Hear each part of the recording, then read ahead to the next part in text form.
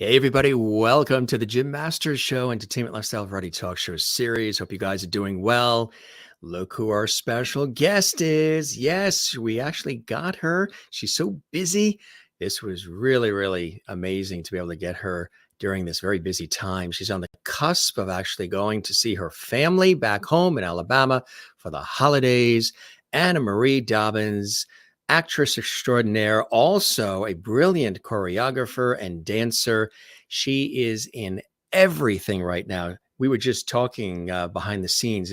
We always chat with the guest just about 15 minutes before the show. We check the audio, we check the video, make sure everything sounds good, make sure all the knobs and switches are working.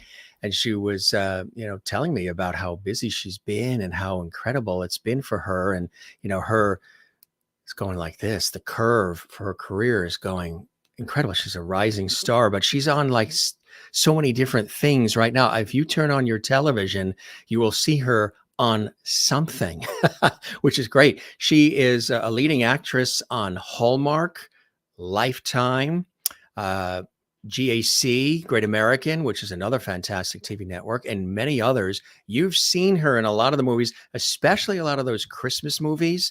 I know we have a big fan base here at the Jim Masters Show, Entertainment Lifestyle Variety Talk Show series. Don't worry about saying that part. I'll say that part. You can just say the Jim Masters Show, that are big Hallmark fans and Lifetime fans and GAC fans and all the rest. And she's in everything.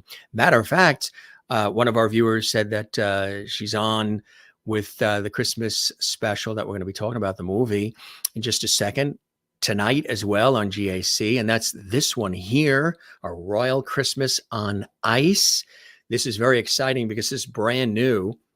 I'm going to talk about this. This is actually airing right now, this month on Great American on GAC TV. Look for that, on your cable dial or in your guide. And this is incredible. This is really a great movie. We've got actually some behind the scenes sort of images here and on set. That's a good one. So that is what's happening right now, is this movie, which is really, really something special. And again, you probably are saying, well, gee, does she really skate? Absolutely. Yeah. She's a brilliant dancer and choreographer and so much more. But also, in addition to that, and here's another great shot. We're so excited to have her here because, again, it's a very busy time for her, very busy time really for everybody this time of the year. Here are some more shots behind the scenes as well. Again, this is the movie, A Royal Christmas on Ice. She's also joined by Jonathan Stoddard and William Baldwin as well are in it. But in addition to that, gang, you may remember her being in Footloose. Yes. Yeah, that's her. That's what I'm talking about. Also in this Christmas movie, Christmas Together, another fantastic one. Christmas Matchmakers. Yep, you guys, it's ringing a bell now, isn't it? You're like, wait a minute, that's her. That's her and that and that and that and that. You got it, gang. Sure is. Deadly Misconduct, exclusively on Lifetime's Movie Club. She was in that. My Crazy Ex on Lifetime Movie Network. Stalked by My Doctor. Absolutely. Eric Roberts there, of course. Patient's Revenge. That was a good one. She said people still come up to her and talk about that as if it was just made now, but it was made a few years back. And there they are. There's Eric. And here's one that actually was produced by a dear friend of mine, David Gear, who was a guest on our show. And he texted me and said, hey, Jim, you won't believe this, but Anna Marie was in two of the movies that I produced. One is this one, Mr. Birthday. And then The Preacher's Wife was the second one. David, of course, was a guest on our show. He and I have known each other for years. We've worked together on projects. And he also obviously knows Anna Marie. So he texted her and he texted me to let each of us know that he knew each of us, which is real. It's a small world. Somebody else that's a wonderful friend who was a guest on our show recently, Nancy Harding, another brilliant actress who's also, all over the tube right now. And she also was communicating that she was excited about being, in this audience watching right now, and she is, and we're so excited about that. She sort of put us together, which I think is great. So we love Nancy, Christmas Matchmakers, and again, she's in all of these. Women, there are monsters everywhere. That has happened as well, and Looking for Dr. Love. You guys probably know Deadly Mile High Club. Yes, Ruthless Renegades, and of course, Pom Pom Murders, and just so many of them, right? This is another cool one, Dying to Marry Him. Yeah, we took the graphic away so you saw the him, because that would be kind of a tease, right? Dying to Marry what? But so many of them, again, Christmas Together. There's another shot of that. I remembered, but then was just boggled by the amount of things that she's been in. There's another one, Love at Christmas Contest. You guys, I'm sure, know about it. Again, star of Lifetime, Hallmark, GAC, leading actress. She was in Deadly Infidelity on Lifetime. And yeah, there's a great shot of our very special guest, and another one as well. And fabulous dancer. We're going to talk about that. Isn't that a cool outfit? Choreographer, dancer, as much as she is a great actress. There she is there. Isn't that cool? Cool stuff. Again, this is really just the short list, folks, of what she's been involved in. And I tell you, it's absolutely amazing. She started her career as a dancer at the age of 3. She hails originally from Birmingham, Alabama. Her mother, Linda, opened the Linda Dobbins Dance Studio when Anna Marie was 4, and sort of initiated her training in all genres of dance. And at the age of 8, Anna Marie found an interest in competitive cheerleading as well. Growing up, she split her time between dance and cheerleading. And when Anna Marie turned 13, she developed an interest in acting. She was quickly becoming, a rising star. She was represented by a local talent agency and started working right away. And around the age of 15, Anna Marie had the opportunity to expand her career by signing with a talent agency that represented her all across the Southeast U.S. She worked in the market for multiple years and received movie roles in films, as I mentioned, such as Footloose and Lifted, as well as roles on television shows such as Being Mary Jane and The Vampire Diaries. Anna Marie attended Birmingham Southern College and also did that on a dance scholarship. She graduated in 3.5 years with many academic accomplishments and a bachelor's degree in dance and choreography. After college, she moved to LA to pursue her dreams. And after having lived and worked in LA for many years, her accomplishments just keep growing with over 30 leading roles in television shows and feature films. And when she has the chance, she loves to mentor young actors and dancers as well. Really cool, isn't that? To give back and to pay it forward. I'm a big believer in that as well. As I mentioned, A Royal Christmas is on GAC now, and this is the current movie that she's in. And it's really, really cool. So good stuff, gang. Welcome. Happy holidays, everybody. Merry Christmas. Happy Hanukkah. Happy Kwanzaa. And of course, great blessings and joy, hopefully, for you for the new year as well. Since we are here, our JMS Lovity chat room is open and available. What is the JMS Lovity chat room? Well, that is an exclusive opportunity to chat right now with each other Lovity viewers, JMS Lovity viewers. You guys can comment in the Jim Masters Lovity chat room there at any time you want when you subscribe to our YouTube channel. That's exclusive for our subscribers. And that's really cool. The YouTube channel is what you're watching right now, Jim Masters TV. Just click that red subscribe button. Costs you nothing.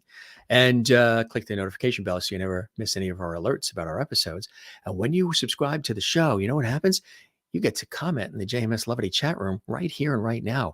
We'll even see some of your comments. You might even sprinkle a couple of them on the screen while the show is on. Pretty nifty, huh? Not many people do that, but we're very interactive here at the Jim Masters Show live series. So cool stuff, gang. Great to have you here. Welcome, everybody. Hope your holidays are going well. And it's time now to welcome our fantastic guest during the holiday season. We are so excited to welcome Anna Marie Dobbins here. Yay. Welcome, Anna Marie, to the Jim Masters Show. Thanks for having me. I'm so excited. Oh, it's a pleasure to have you here. And that was just really tapping on the short list of the many things that you've done, the many things that you're currently doing. It's amazing. It really started early for you in Birmingham, right? You did. That's where I kind of caught the acting bug. I just started locally with a small agency there and did some, small local print and commercials. And then thankfully, Atlanta, it's only a 2-hour drive from where I grew Yeah, up. And that's a huge market. yeah. And so I got an agent there and, started working a little bit more in Atlanta. And then after that, the rest is history. Moved out to LA and have been here ever since. So yeah, you just, stair stepped my way up. That's exactly what it is. Yeah. So, had you always, as a young girl growing up, you were always interested in the arts? I mean, there people that you were admiring that you were watching on TV and movies as well before you even stepped foot into this world? Well, thankfully, like you mentioned, my mom was a dancer. She Yeah, did Broadway, and so she was, of course, very gun ho for the arts. And then yeah, my dad is also a drummer in a band as well, and so I was very fortunate to have two parents that were very both very encouraging of the arts. And creative it's and talented. creative, yes. And yeah, so they pushed me in that direction to be like, go for your dreams. It doesn't matter if it takes a long time. We get it, we understand it. And it's hard for a lot of people that don't have that support at home to Right. really go for their dreams, for the parents to understand, I guess, that world. Because it is a world, right? As you know, Yes, it is a it's a world and a whirlwind. yes, and it's not for everybody. No. Absolutely not. But I couldn't dream of doing anything else. Like I absolutely love it. Yeah, that's so you move, west. And when you moved west, were there things already lined up for you, ready to go? Or did you have to pound the pavement, do auditions, and sort of make yourself known once you went to the West Coast? How'd that work for you? Yeah. So when I got an agent out in LA, probably around the age of 15. So I was able to. I went to a public school and I went to the principal and I said, this is my dream. I got an agent out in LA and I wanted to go out for pilot season. And thankfully, my principal was so supportive. She was like, we will create a program that the school had never done before, kind of like a homeschooling program for you, because this is such a unique opportunity that you have an agent out there that you want to go live and do pilot season, which is in the spring, for those who don't know, Hmm. a couple months. And as long as I kept my grades up and I had perfect attendance otherwise. So I was like, okay, I'll do it. So I was able to still technically go to public Yeah. school, but live out in LA through high school and the pilot season time. And yeah, and I would come out here and I would audition. I didn't have anything necessarily lined up, but I did come out and I had an agent. So that was nice. And then, started working a little bit through high school, but I was still a full-time student, and then went back to Alabama in the off time. And then I went to college in Alabama, Birmingham Southern, graduated with a dance major. And then when I graduated, I moved out to LA full time. But yeah, it's always been a grind. It was never easy. Definitely, it took me years and years and years to finally book my first like leading role, feature film. Like it's easy to be like, oh, well, she's been doing it forever. It just kind of, and it didn't. There's been many years and months and time that I just am not, I'm just auditioning and back to back to square one. Even if I've done a feature film, it's just kind of these ebbs and flows, as everyone that does this kind of world understands. But it's such a whirlwind and it's so fun. And I'm like, I can't imagine doing a 9 to 5 job now, like, because this is what I do. Is every day is different. So I love it.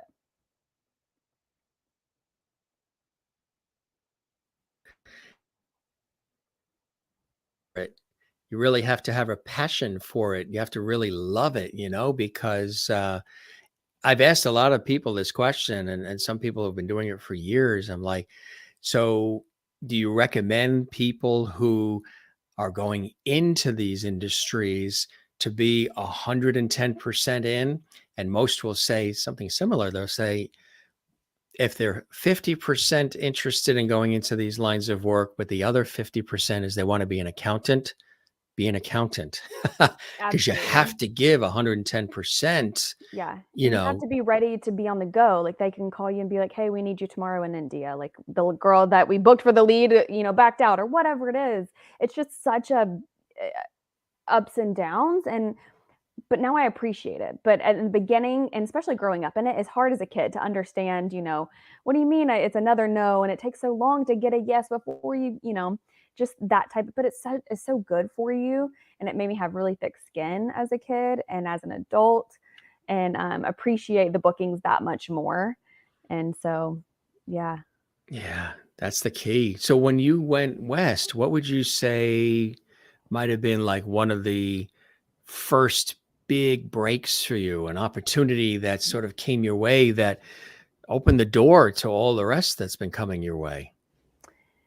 It's hard to say which one, to connect it to one specifically. My first role, I would say, within a substantial something would be Footloose, and I actually had a very small role in it, but that was my first time on a big movie production, and it was huge. I mean, it had Julianne Hough and it had Dennis Quaid and Andy McDowell, like huge people, and that's where I was just like, and that was shot in Atlanta, so I was still living in Alabama at the time, and I just drove over to shoot that.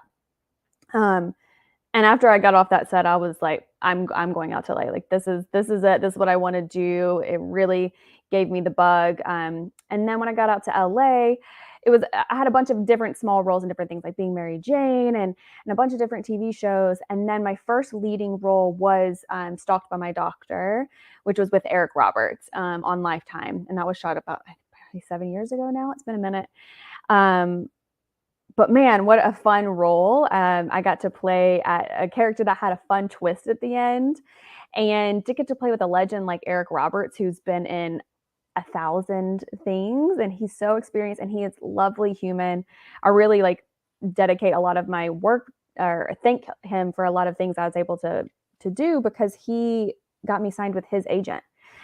He really Mm. believed in me, and him and his wife, vouched for me. And at the time, I was able to, swap over to his agent, which was I feel like a big game changer for me. So I would say maybe that movie kind of got the ball rolling a little bit more. And then, yeah, then you go through another moment of you're not working for a bit. And then I would say COVID, in a time when everyone thought it wasn't, everything was going to shut down, everything kind of exploded for me, which is crazy. And I think over from 2020 to almost 2023, in about 3 years, I think I've shot like 18 different feature films, which is insane. Right. And it's just like, Some it people just, wait a lifetime to do half that. oh my gosh, I just couldn't believe it. I was just like, "Are you Yeah. kidding me? Like, really?" Like, it just Boom, felt like boom, a boom. dream, and I was traveling all over the country shooting, and it was, a crazy time in everyone's life, but I was, like, getting all these opportunities. It was just insane. Um, and I'm just, yeah, and so it's hard to say which one really, who saw that to make them want to book me for this and this. Who knows? I don't really know what happened, but thankfully it did. Well, Whoever saw whatever it was. exactly. And Yeah, you've been in quite a few different genres as well. Some of it yeah. has a comedic bent, dramatic bent, thriller bent as well. Do you have a genre that speaks to you? Do you like the thrillers? Do you like the fuzzy, warm Christmas type thing? Do you like comedy, drama? What Oh god, speaks it's to you hard to first? say. I know, I get this question a lot, which one's my favorite? It's hard to say I have a favorite because they're all unique in themselves, like, I appreciate them all in different ways. Well, where the Christmas movies, it's like warm, fuzzy feeling, it's fun on set, it's lighthearted, like Right. there's not really a serious day. Everyone's like joking and having a good day, and like everyone's in good spirits. Where like a thriller, I might be like crying or murdering someone, and it's just like emotionally, tolling on yourself. So that's a different thing, but it's fun. It's a challenge, and get to play, a villain is also super fun because I don't get to kill people every day. It's not like a normal thing I do. Right. Surprise, shocker. But Not why you got the scholarships. Right. that's not why. Yeah, they didn't hire me because I was an actual killer. So so yeah, so they're just all so different. I don't know if I can say I have a favorite. I don't know. I feel Mm, like the people love the Christmas stuff, I think, the they most, do. Yeah, they do, because don't people they? just love, I think, that nostalgic feeling of like snuggling up on the couch with a warm cup of cocoa and your mom or your grandma, and just watching that and just kind of taking you to a place of bliss. So I like being able to provide that, and it's just a fun holiday time.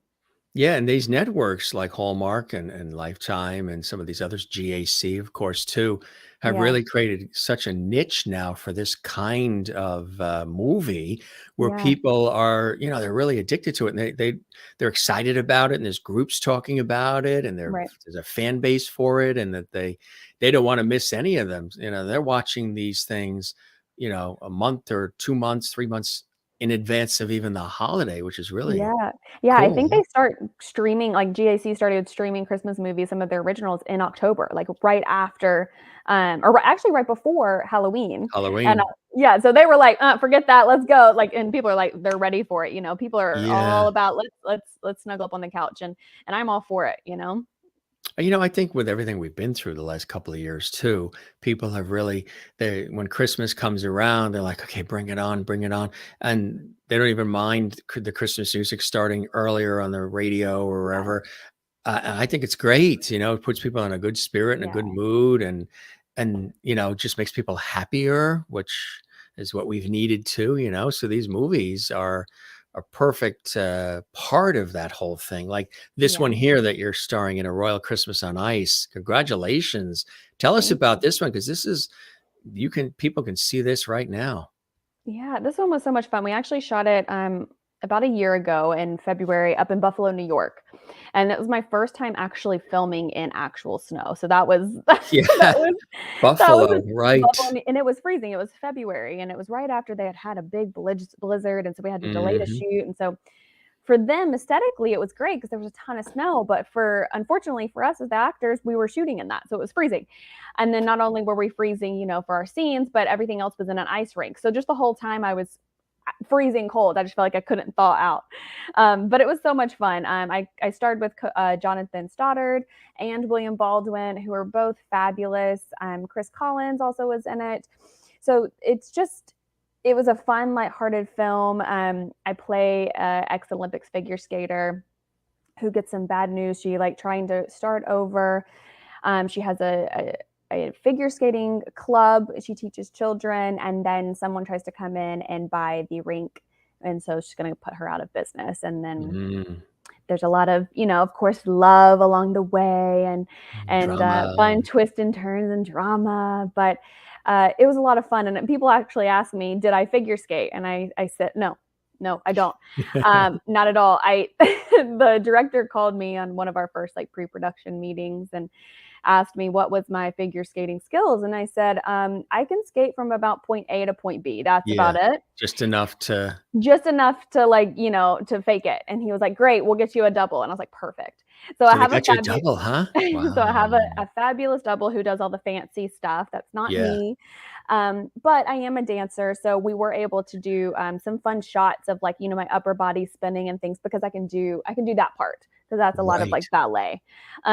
Right, But so yeah, that's an actually, advantage. Yeah. yeah. So it worked itself out. But as far as me doing everything on the skates, it didn't happen. Yeah, there was a lot of busting it. It was quite entertaining. So that, the double really worked hard, huh? Did you get a Yes, chance to see the work of when the double was doing it? I did. Yeah, I did. I Yeah. was in the audience. I was like, she was great. She was I think she was 18, and she was about to go pro or whatever they call it for them. And Yeah. she was fabulous. Yeah, she was doing all this. I was like, I can barely skate and talk at the same time, and you're doing all this other stuff. So,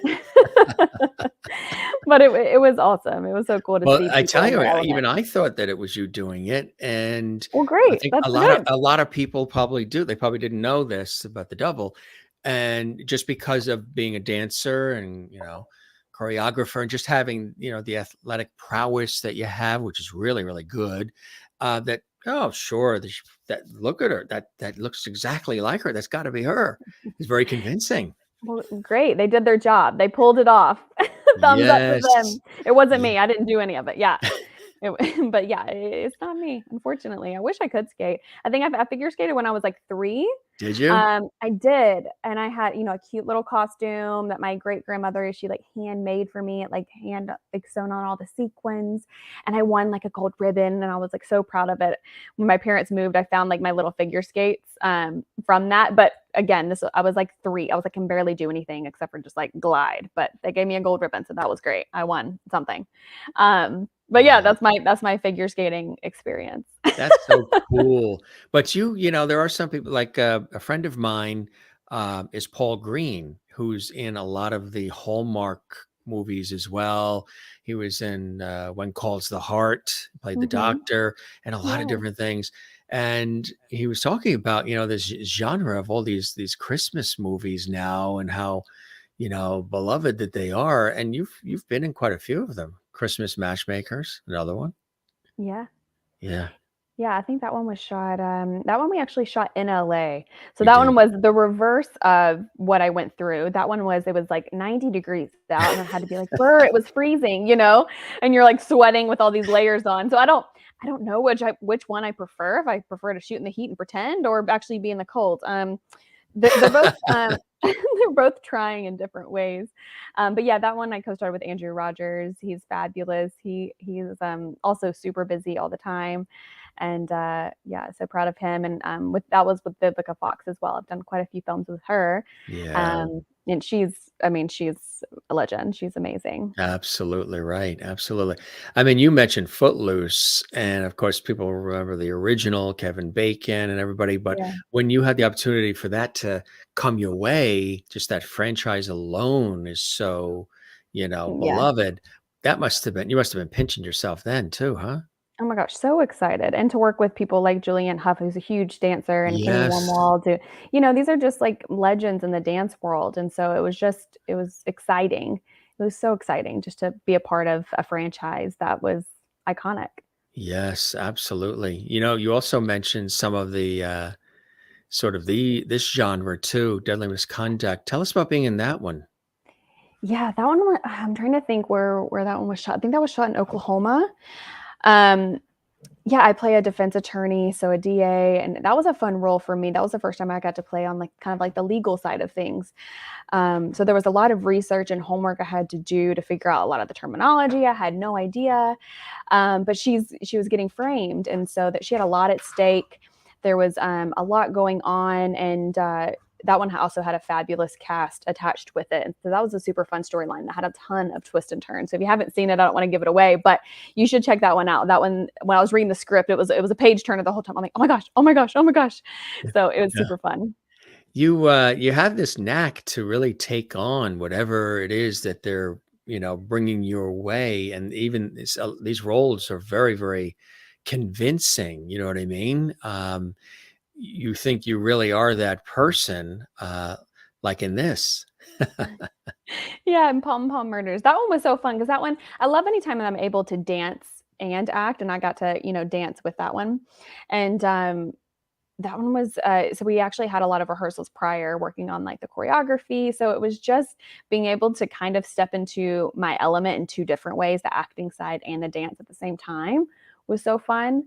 Um, yeah, that one was actually shot right before COVID. So we almost got shut down. It was like end of February 2020. And this was like right when it was starting to happen, like the talks of like the shutdown happening. And so I Yeah. remember the whole time on set, like we started off or towards the very end, we didn't even have water on set because that's when people were going to like the grocery stores and taking everything. So like craft services went to like nothing, and so they were like, "Bring your own water bottle." I hate to say that, but can you bring your own water to set? And so that was a crazy time as well to like shoot right before COVID. But that was such a fun set. That was with the Grace Patterson, who she's amazing. If you haven't seen her, um, yeah, that was another fun murder mystery. Cool, huh? It's a cool genre to be in, isn't it? Yeah, it is. It is. It's a whodunit, one of those. Yeah. Yeah. Yeah. I mean, again, there's such an audience that's like they can't get enough of those types of movies, and Yeah. they're excited like when you're in them. Yeah, me included. Me included. Yeah, Yeah. absolutely. That's really cool. And there's so many too that you've had an opportunity to be a part of. This one too, this It's a cool one. Looking for Dr. Love.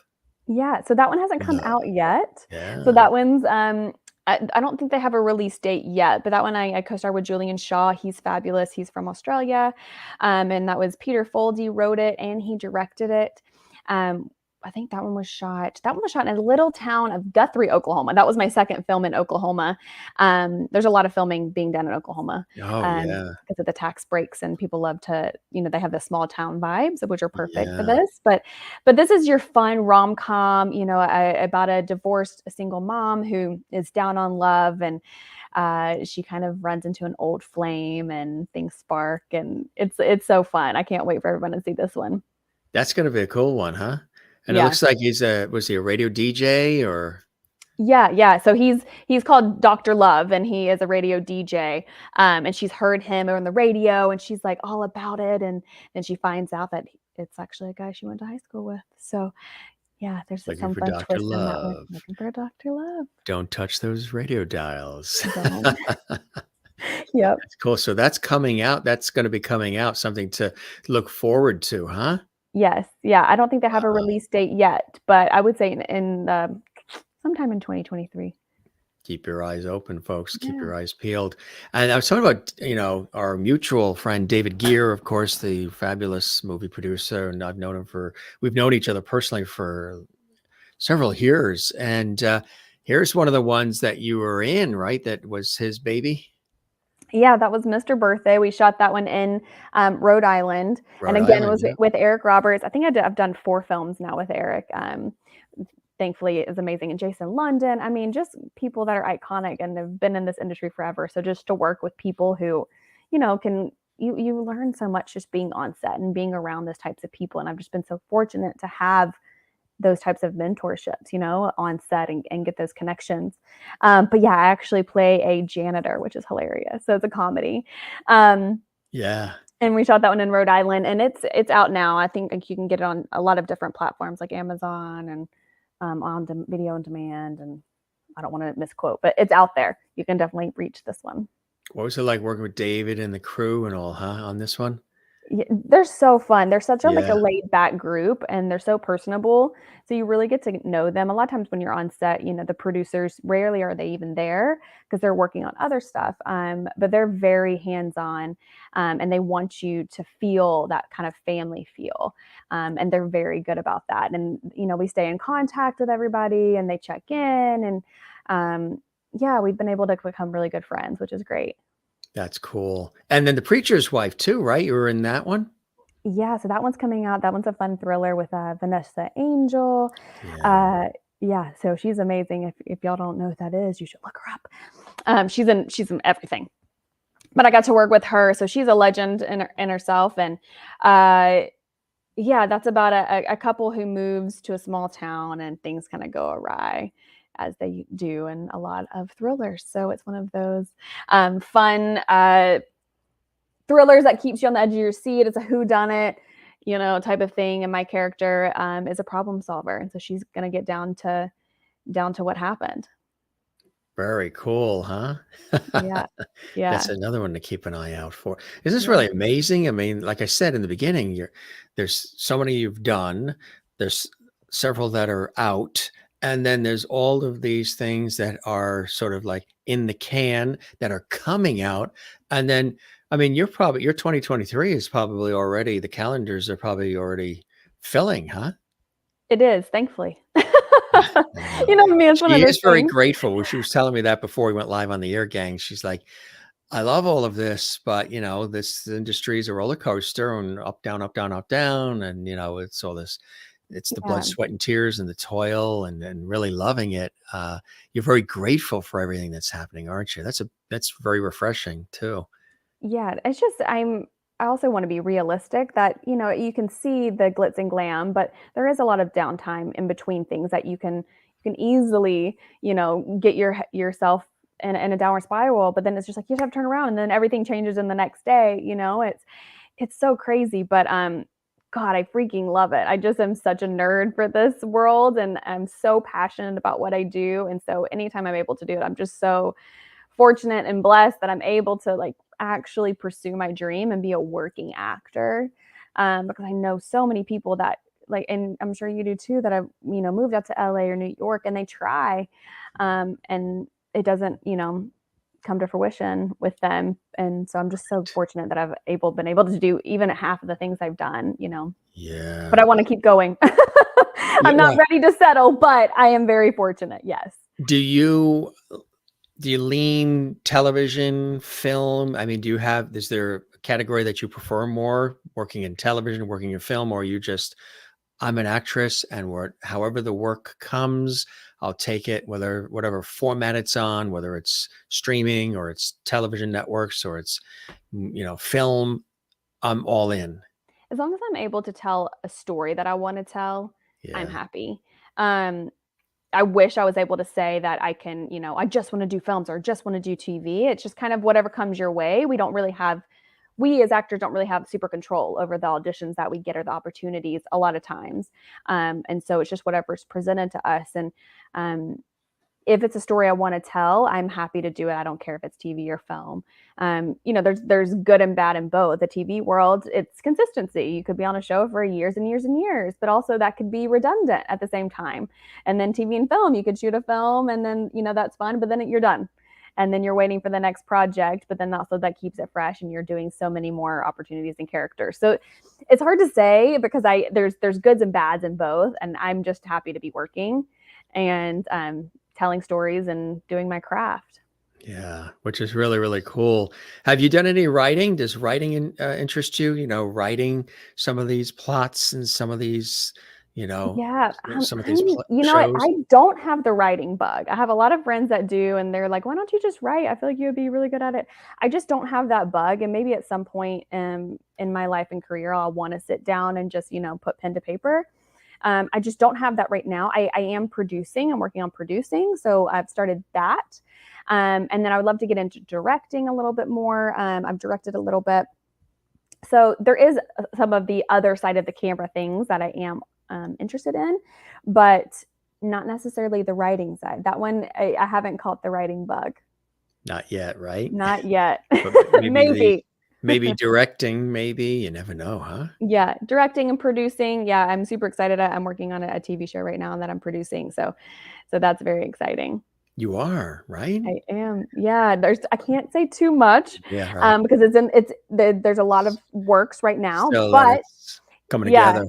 exactly. But it's so exciting to see that side of it, and also it allows you to appreciate the producers when you're on set of like, oh my gosh, you're not just showing up. They've been working on this for 2-3 years, this one project, and you just signed on like a couple weeks ago, So it's fun to be on that side of it and to really like, build it as your baby and see it Right. come into fruition and pitch it and talk to different, networks and then get the cast on board and things like that. So it's very exciting to be on that side of things. And yeah, I'm excited. Are you still involved in the dancing and the choreography? I am, yeah. So I still do a lot with the studio.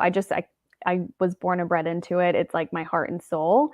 I go back and I teach a lot to the kids in Alabama. I mentor them. I work with them privately via Zoom. Some of them do acting as well, so I'll coach them that way.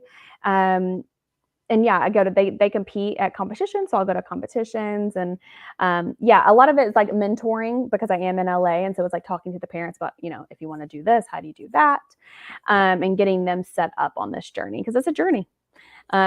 But it's exciting because I did the same thing. My mom is able to help them as well. She really got the ball rolling for me, and so she's able to mentor the moms, and I can talk to the kids on that side of how it works. So it's fun. It's a collaboration. My mom and I we're best friends. We do everything together.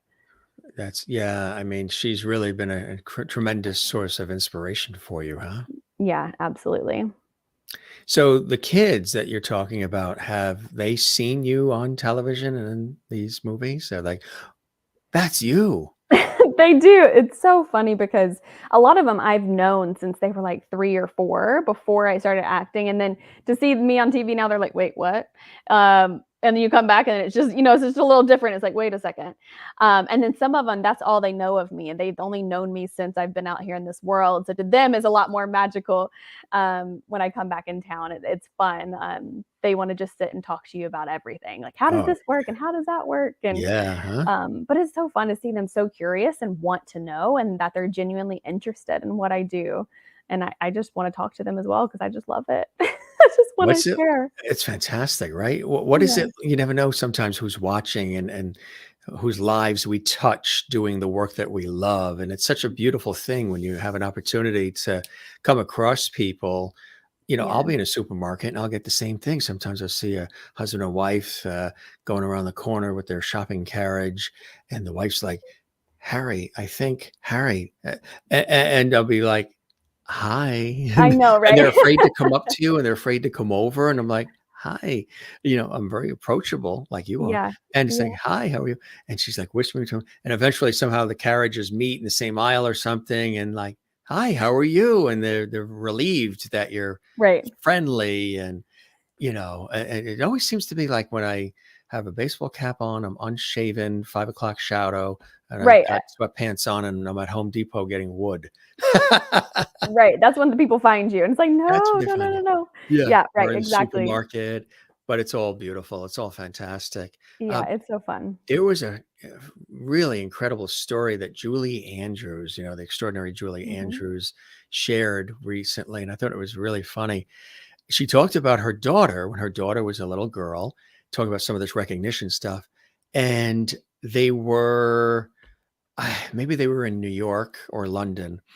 And there were these two women who were looking into one of the window displays. And in the window display was promotion for Mary Poppins. And of course, Julie Andrews was Sure. Mary Poppins. And she the little girl, the two women that were there loved that movie as well as Sound of Music. And the woman said to the no this little girl that was there said to the woman, um it was her daughter. Yeah, it was because there was a couple of different stories. This one was Julie Andrews' daughter Okay. said, recognized the Mary Poppins thing, and the two women were admiring it, the display in the window. And the girl says to the two women, that's my mother. And the two women look at her and like, oh, that's so cute. That little girl thinks her mother's Mary Poppins, Right. when actually It is. she is. Yeah. It's like there was another story too where it happened, I think, when it was The Sound of Music, which she was in as well. And it was Mhm. just I mean, what a life. I mean, she Julie grew up, Andrews, her, but also a daughter, just being the daughter. surrounded, by her mom was already herself. She was already Julie Andrews, and like doing everything and in every single thing, and so respected, and that's incredible.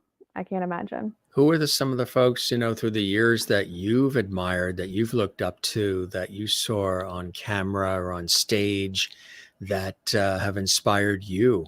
Oh god, there's so many, but Yeah. I would say one, and I think it's because we had the similar roots, is Reese Witherspoon, because she's from the South as well. And she started young, and You guys could be cousins. I That's love who I that. I was that's wish. who I was saying, "Boy, there's a similar look." Yeah. Have people said I've that? I've gotten that before, and I think that's when my Southern comes out, and they're like, "Oh, you and Reese Witherspoon." And I was like, "Oh, take it, great." Um, but no, I admire her not only as an actress, but as an entrepreneur and a producer, because she's starting to, she produces a lot of her own films. She does, yeah. So she's such yeah, a whirl, like a tornado. She just like gets in there, she does it, but with a beautiful deposition, right? She's just like an amazing human. And I haven't had the privilege to have met her in person, but I have a lot of friends who are connected with her, and they're like, she is just lovely. Like, and I'm just like, I just want to know you. So Reese, reach out. But so I would say her for sure, just because again, we have similar upbringings being from the South, and I feel like we're similar in a lot of ways.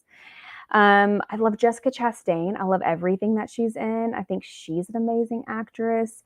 I love to watch the interviews that she does, and people talk about how she breaks down a character, and the homework and the research that she does is insane. So she's just an inspiration, I feel like, just because she is such a hardworking person, and I think she's producing as well. Yeah. Do you do that And too? Do you break down a character? Do you spend time researching and oh yeah, digging? What's oh that yeah. process like for you? It depends on the amount of time I get to prepare, because a lot of it could be as long as a couple months. It could be as short as 2 weeks. I think is the quickest turnaround I've had. And to break down something in 2 weeks is crazy. That is It's tough. Yeah, crazy. And so absolutely. yeah, I think it changes depending on the character and what I need, and depending on what the film needs. If it's more of a rom-com, it's less, like diving in, and it's more finding like the truth and the realness behind her, because I feel like I can bring a lot of myself to it. But when it's the thriller, there's a lot more, emotional digging, and bringing up, things in my past, and things like, that you have to find to make this character feel authentic to you. So I feel like there's a lot more homework when it's the thrillers, just in my experience right now, and that form of research.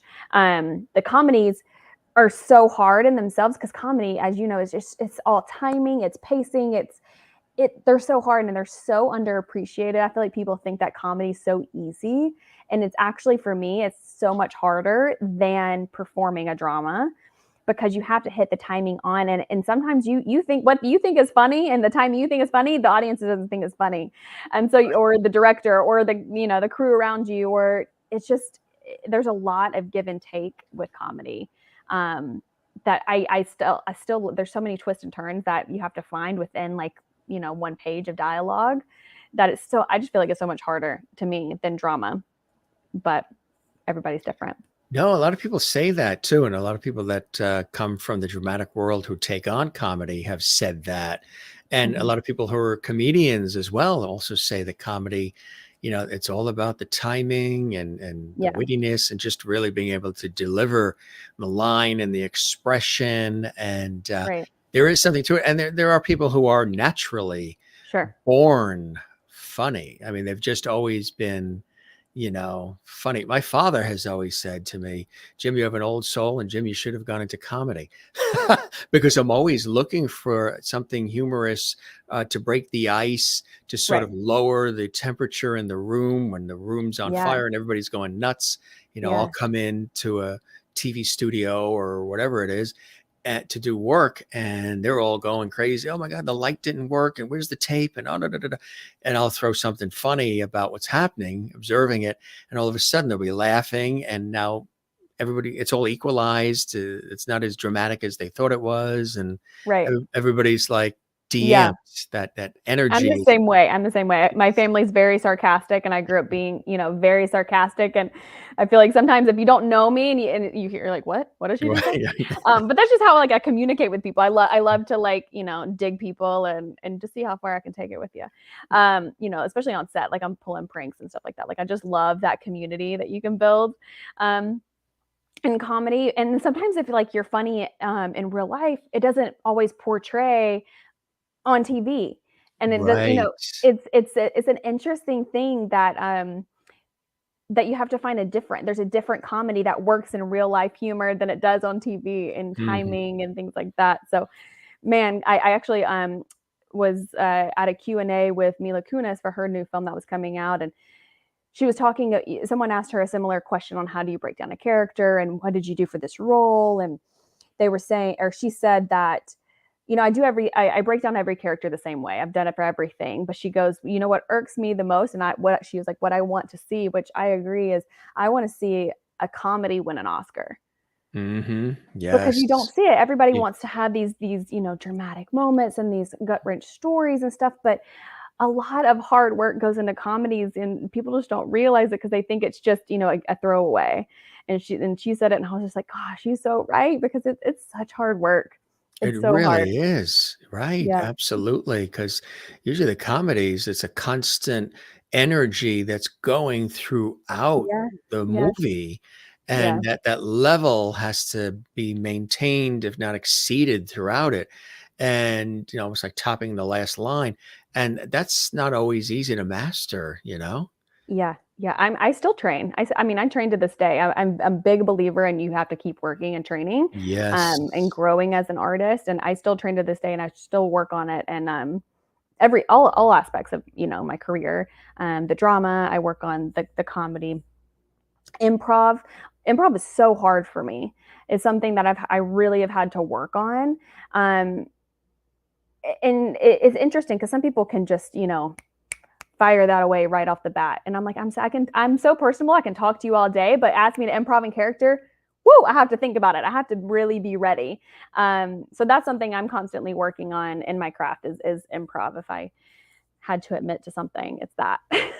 Do you like everything scripted and very rehearsed, or are you good with I ad lib? I'm good with ad lib. I don't love a word for word if I don't have to. Now, a lot of times in TV, if you're doing a sitcom, it has to be word for word because of the timing. Again, with comedy, but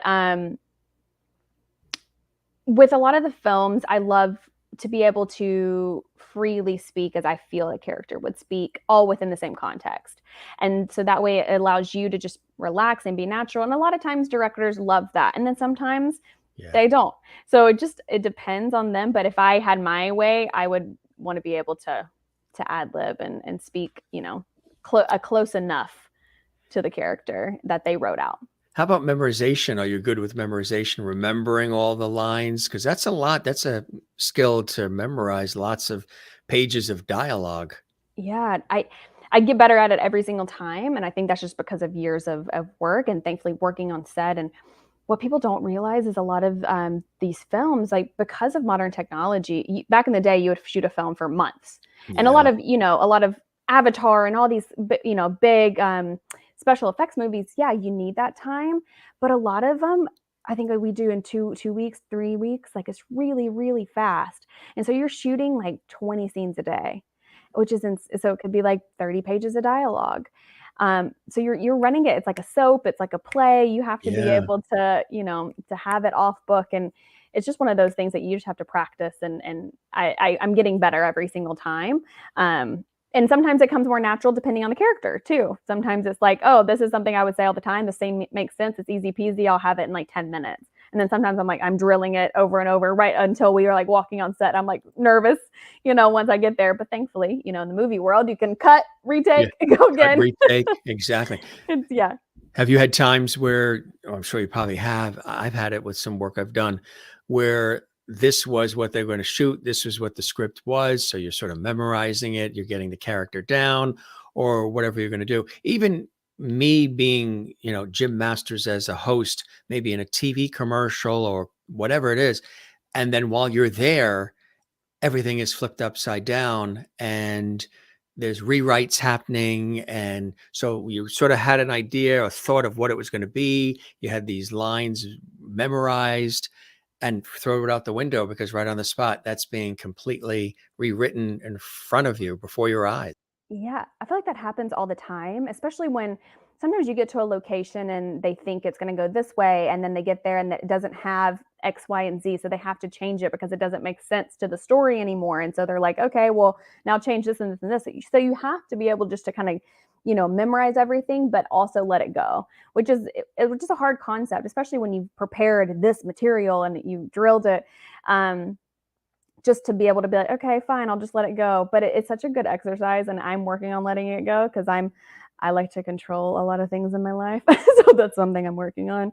But yeah, yeah, It's a whole show unto itself, right? that's a whole show. But yeah, we all have our struggles, but Sure. it's such a but it's such a good thing to just be like, okay, it doesn't matter. You just can, as long as you tell the truth of the character and you stay within, you have to start off with this plot line and end with this plot line by the end of the scene, it works. And so it keeps it fun. And usually those are like the best scenes of the whole film because you're out of your head. Like it's just like Yeah. you don't have any control.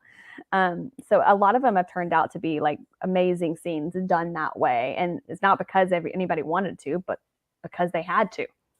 Exactly right. Yeah. Exactly. When you're not filming, when you're not, doing your thing, what are some other things that you like to do in your spare time? Other hobbies? Do you like to swim in the ocean? Do you go hiking? What are some other things you like to do? Pick up a guitar and strut it. What are some things you do? Oh god, no, I wish. I wish I played an instrument. I wish I sang. I don't do any of that. But yeah, I'll go on a hike. Being in LA, it's so convenient to a lot of things, thankfully. Yeah, So, going to the beach is an hour. Going to the mountains in the snow is 2 hours. Going to the desert is 2 hours. So, so I love all of it. I love to travel. It's hard for me to just sit still. I'm not a sit still and relax type of person. I like to kind of get up and go. Um, yeah. but also just putting on a good, TV show or reading a book or something like that. Sometimes it's nice. It's hard for me to find those moments, but when I do, God, it's great, right? Absolutely right. Yeah, Listen to music maybe, or for me, the ocean. I talk about it a lot on the show, but because we're here on the East Coast in the Northeast, I grew up in New York, out east on Long Island, which is surrounded by water, and we're also along the coast here. So the ocean really calls to me, to yeah, swimming, surfing, boogie boarding, sailing it, everything I can do activity wise, or just being near it, barefoot, walking the beach. I get something really out of the ocean because it breathes such life, and the sun yeah, rises out of it. It sets in it. It's got a rhythm and a tide and a flow yeah, to it. It's larger than me. So it's larger than my world, which I like.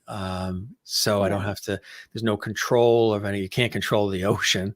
And, yeah, yeah, so and I told people, when they were going through this situation of, wow, they're getting really down with the whole pandemic situation.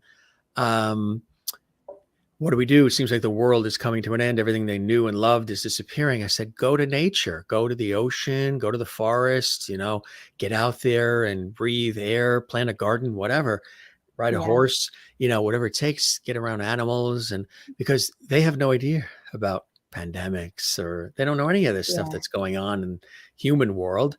right.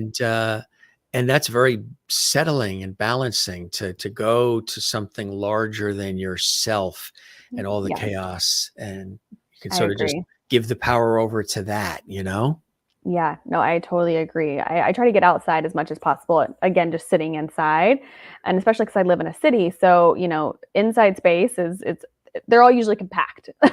Right. To Yes. say it, to say is in New York as well, but yeah. So I try to get out and yeah, go to the beach, go on a hike, and LA, if you don't know, actually has a lot of amazing hikes around here or around the beaches. So we do have a lot of opportunities to get outside and be active, which is great. Look who's here, Nancy Harding. Hi, Jim and Anna Marie. Love you both. Hey, we Hey, love you back, Nancy. Nancy. I know she played my mom in Pom Pom Murders. That's right. She That's did. She exactly was my right. mom. Yeah, we Yes. had a lot of fun on that set. She's amazing. She's in a fabulous Christmas movie as well now too, and just and on GAC, Yeah. and just really a fabulous person. She just, the minute she came on the show, because she was, brought to the show, we just clicked right away, and she just really is really awesome. Just a good-hearted Yeah, soul, funny, she is. witty. Yeah. She always And has your back too. She always messages me like, "Hey, do you wanna go to this event or this event?" Like, yeah, we just she's really really stay. fantastic with She's that. great. She's really good about that, and, you can get in the city and in this world, and you can get a lot of people with egos, of course, but I've just been Yeah. very fortunate just to have had people that on every set are just so loving and have become a family and some of my, like, really good friends and mentors, and Nancy is one of those as well, and she really looks after me, and anytime I have anything, she'll message me like, "I saw you in this," and or I'll see she's on set, and I'm like, "Oh, you're working with so and so." Like, the worlds are just so small, and we just keep working with the same, people in a circle, and it's fun to see. Absolutely. Yeah. Surround yourself with positive energy and good people, because there's enough negative out there in the world. And I talk a lot about kindness and empathy and the importance of all of that in just day-to-day living. It just makes things Yeah, more enjoyable, more yeah, joyful, and it's so incredibly important to live that way. We This is a cool shot. I showed this sort of in the beginning. Tell us about this. Weren't you doing some Oh, dancing in Vegas? yeah. So Wow. for many years, I Look at did that a, outfit. That isn't took that like cool? 3 hours to get into that, huh? Yeah, so that was with yeah, it's like, and it was like all metal. It was super heavy, but it was so cool.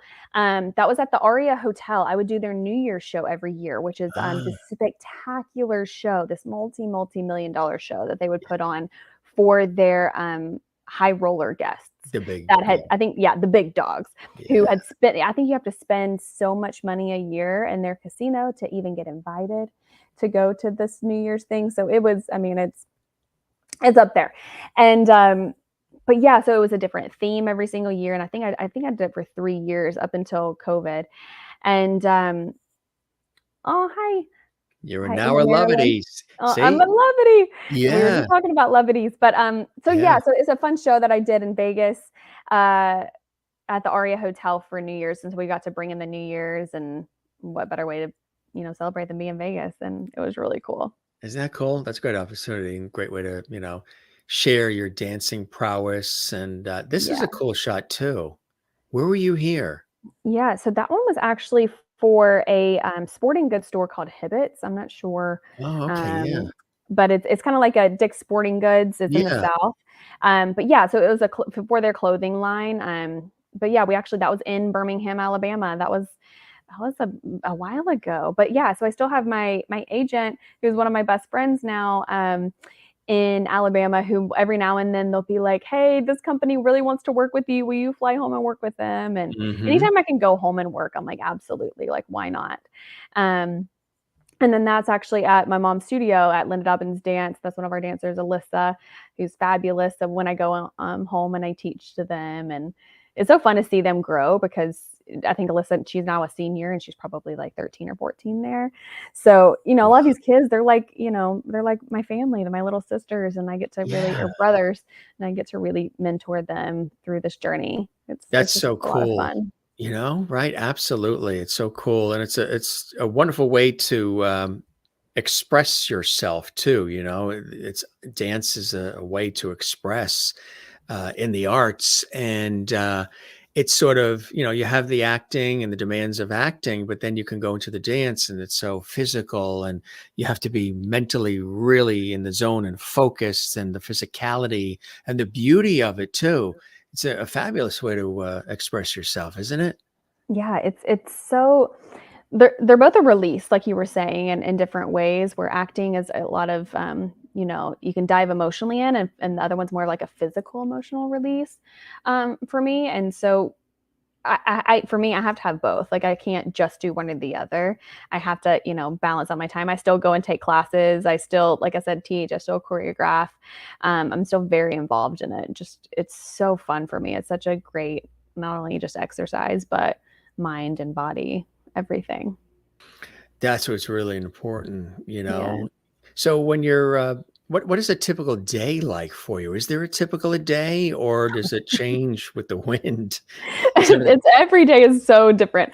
I don't wish there was a typical day, but I wish I could, sum it up. Um, it's so it literally depends. It could go from, I'm in meetings with, upcoming projects. I'm in prep. Um I'm auditioning still, we still audition. So I'm working on that. I'm, getting coached. I'm coaching. I'm traveling. I'm doing choreography. I'm spending time with my dog, my boyfriend, my family. Um, I wish I was like, oh, I woke up every day and did the same exact thing. I don't. I usually work out every day. That's a consistent. I have a coffee every day. I'm a huge coffee nerd. I make an espresso every single morning. Like do you? I grind the beans, I put it in the puck, do the whole deal.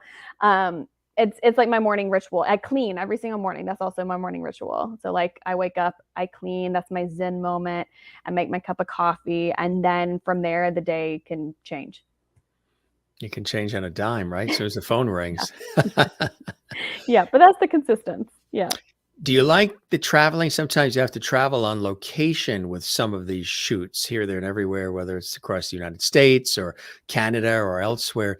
Do you enjoy that part of it, getting a chance to see other places while you're filming?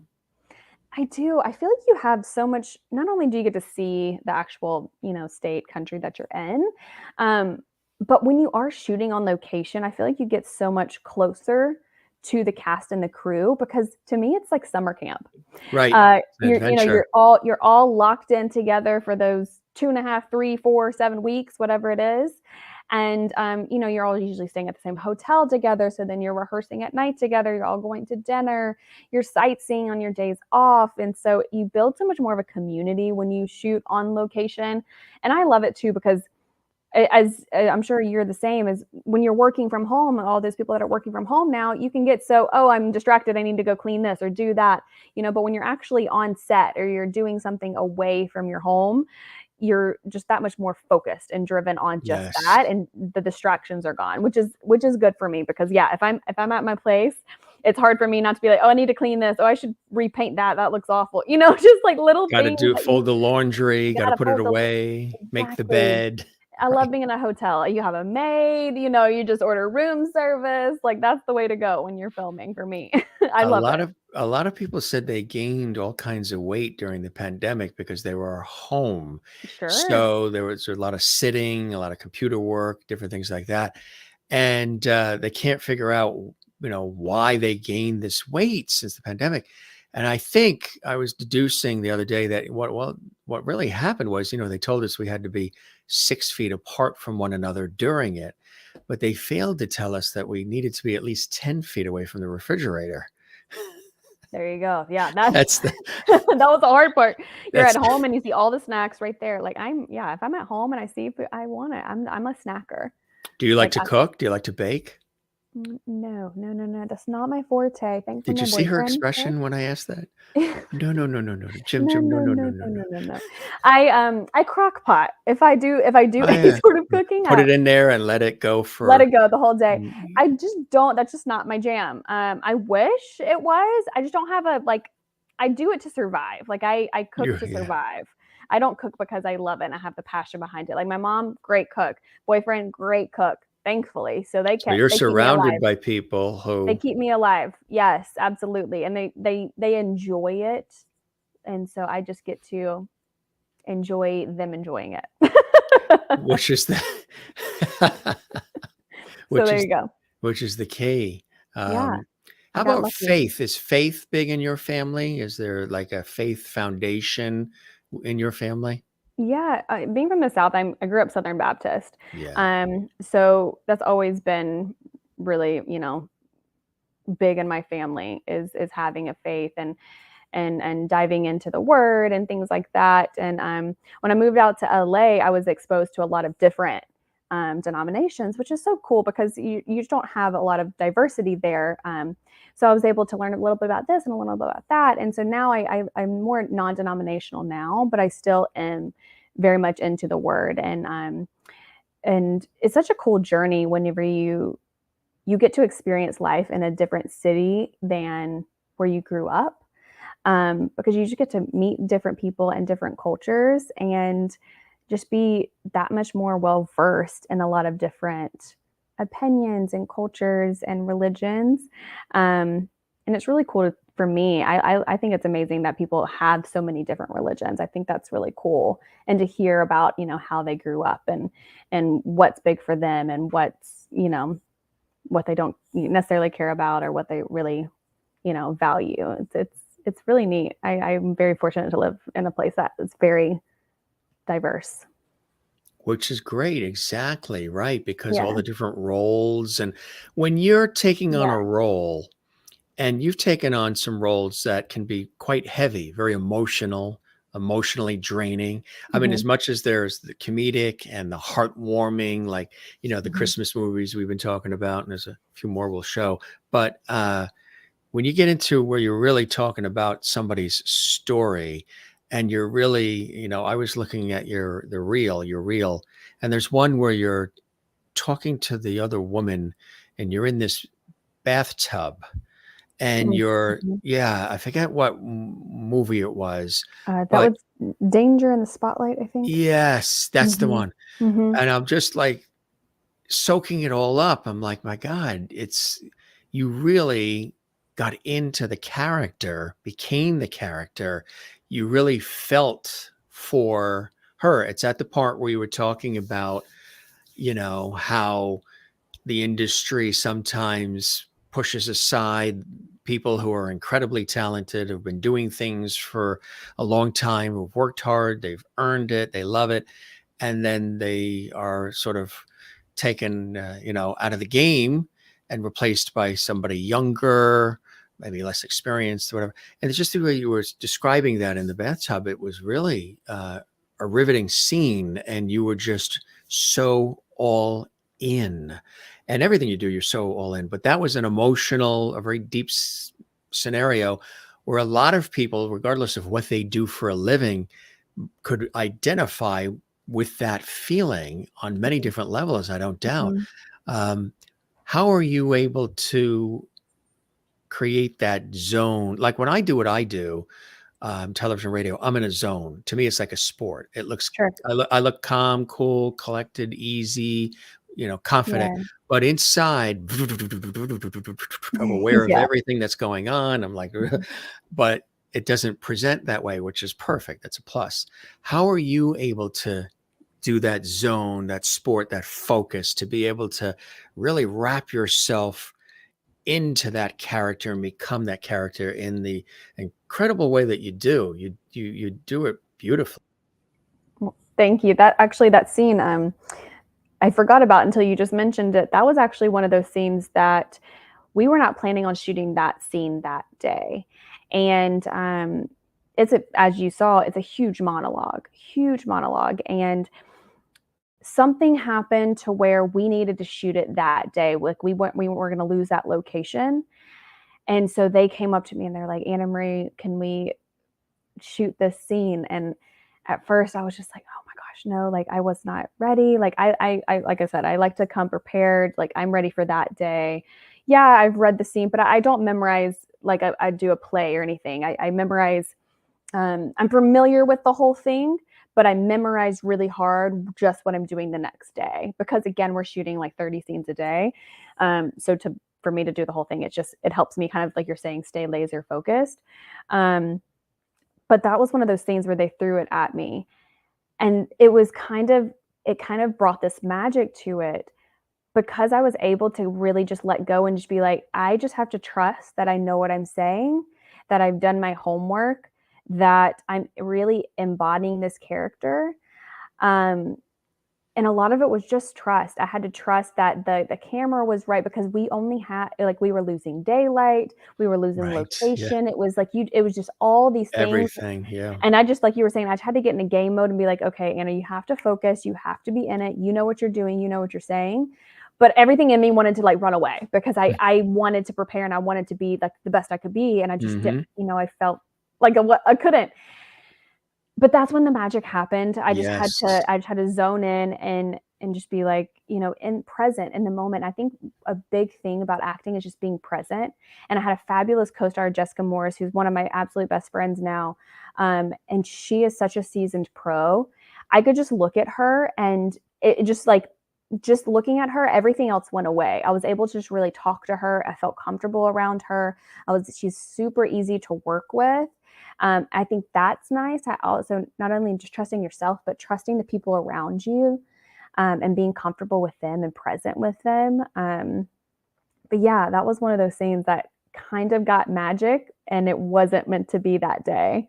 Um, Isn't that amazing how that sometimes happens? And I yeah, can relate to it because sometimes when you are so rehearsed, you've got it down.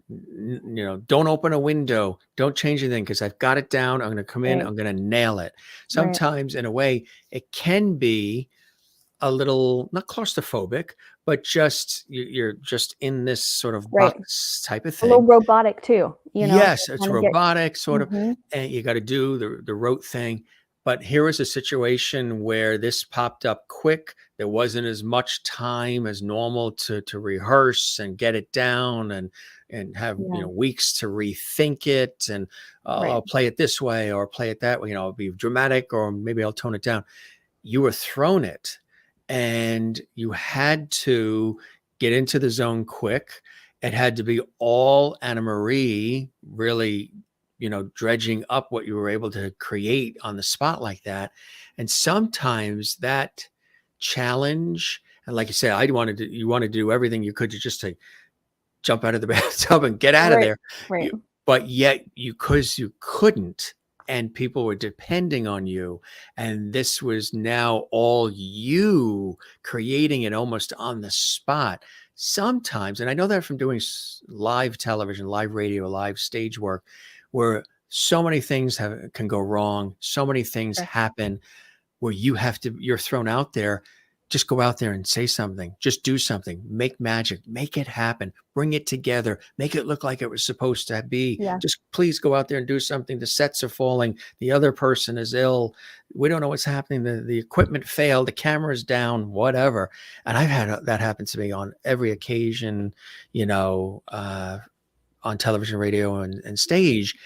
And those are some of my personal favorite moments where they are depending on me. They're trusting in me first and depending on me to get out there and make magic without a net, without anything. Just get out there and do it. There is some guidance, maybe a little bit, because it's format and all.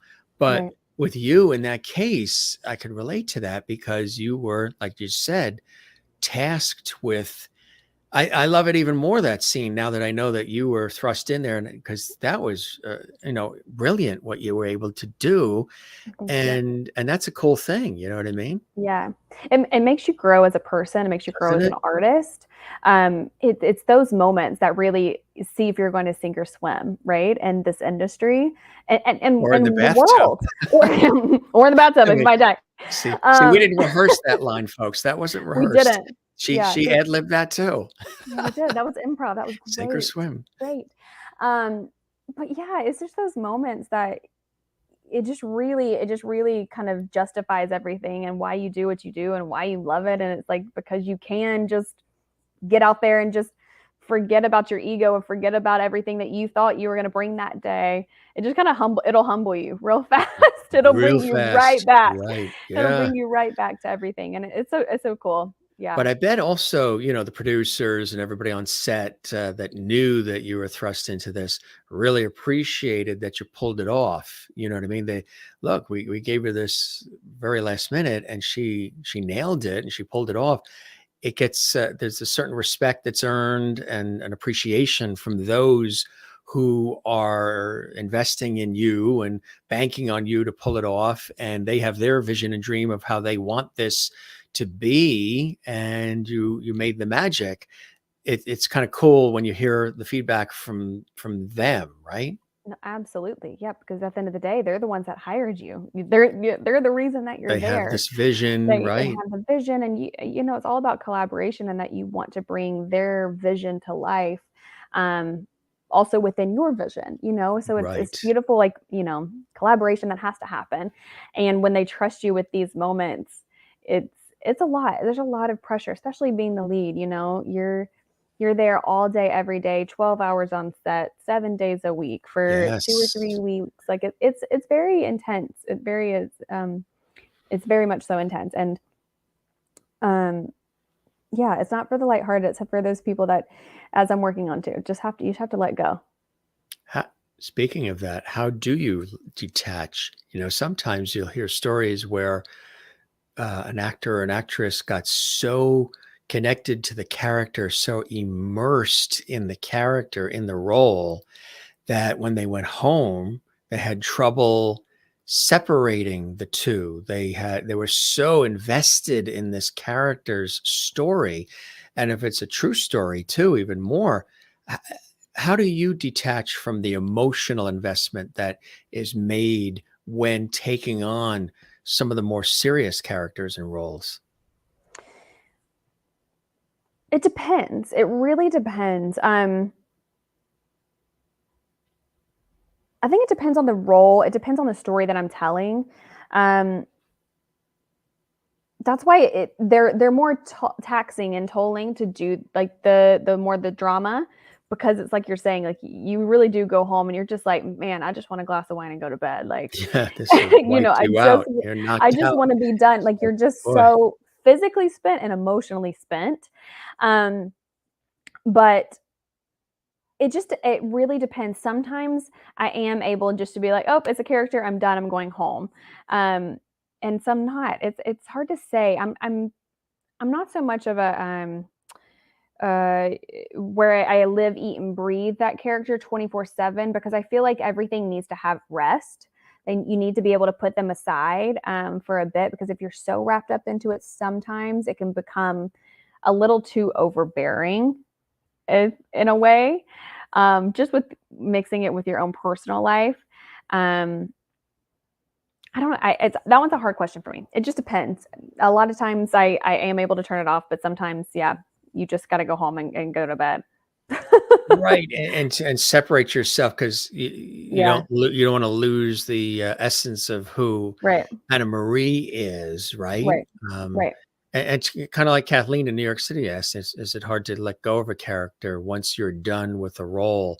That's a good one too. So you've taken on a character. I guess it would be really hard when it's a series, when they've been playing even like a soap opera star for 20 years as that character on that Yeah. beloved show, Mhm. or any show that runs for a long time, and then it comes to an end, and you're so identified with that character, and there's a Yeah. whole fan base with that character. I would imagine that's got to be tough to separate, because like you're almost throughout the whole time you're rooting for the character, and Yeah. you're looking over you're the character, you're caring about the character, you're like protecting the character as well, right? Yeah, absolutely. You form this relationship with them and you love them. Even if, that's one of those things that's like you have to find the love for every single character. And you've built the backstory, like where are they from? Who did they love in high school? What was their favorite dog? Like all this stuff. You took the time to really investigate into this character. And yeah, it is hard sometimes to let these characters go that you've become, that you really are one with. And it's one of those like bittersweet, they call it the rat blues. I'm sure and it's Yeah. every like the last day on set, you kind of get this like, it's like, oh, I'm done with not only these people I'm done working with, but this character. Like I've worked so hard to develop her from the beginning to the end. And then to see it all come together, it's like it's this overwhelming feeling that you just don't want. But then it's also like, oh, okay, well, what's next? It's this weird in between bug that I get. Yes. But it's hard. It's definitely hard to just be like, okay, and I'm done with that person, because yeah, they're your life for the duration of that shoot and the Yes. prep before.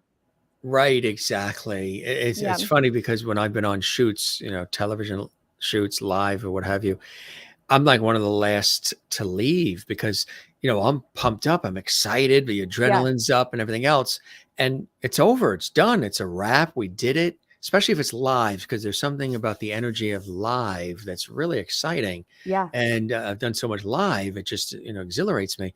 So when we're coming to the end of a shoot, uh, it's funny because I'll be one of the last, chatting with everybody, and one of the last to leave. And the crew will be like, okay, Jim, when the crew's done, they're done. They've been setting Yeah. up for hours Right. before we get there and everything Right. else. And they're turning Yeah. off the cameras, they're turning off the lights. They're like, we're ready to go. It's lights out. Let's head out. But Yeah. you're still on the high of everything that just happened, Right. And it takes a while to come down as well. Like doesn't when it? Yes. for me, it does. Like by the time I get home, I'm not only am having to like physically unwind, like take off the makeup and the hair and the wardrobe and that, and figure out dinner and study lines, but just like the emotional toll of having to like release that person and then, check your emails and get back to like Anna Marie world. But it's like, but I'm still living in this world and I'm still upset about this scene, but it's like I'm having to answer emails, and it's this weird dual life that you have to live when you're on set of like, Right. going back and forth between the character. And yeah, it can be tricky.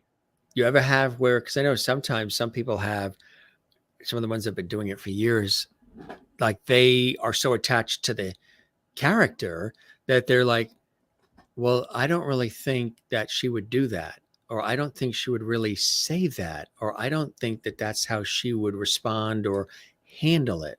Have you ever had those types of thoughts and feelings when you are close to a particular Oh, character? absolutely. And a Yeah, lot of times, more times than not, the director wants to hear that, wants to, because feedback, input. the feedback, the input, because one, they know that you're doing the work and that you're taking the time to actually think about those types of things.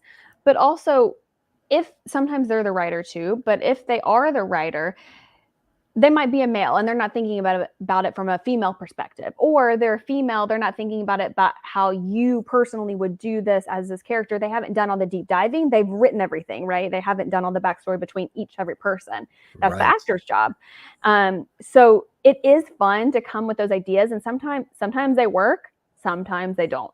And it's fun when you have someone that wants to collaborate and just say, hey, let's try it that way. Let's try it this way. Let's try it this way. Because sometimes, like we're saying, is the magic that you can make on set that you don't prepare for is Yeah. usually what works. And Right. sometimes it's also what the co-star is bringing to the table too, because you're rehearsing yourself. You think in your mind how they're going to read that line to you, and then they come and they do it completely different. So it's being present in the moment and reacting to, oh, that's not how I was going to, I heard it when I was practicing it. So then reacting to, to make it make sense.